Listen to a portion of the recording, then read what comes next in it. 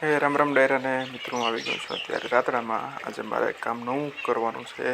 જો તમે પાછળ જોઈ શકો છો, આજે પાણી વારવાનું. આ છે શાકભાજીનો ક્યારો.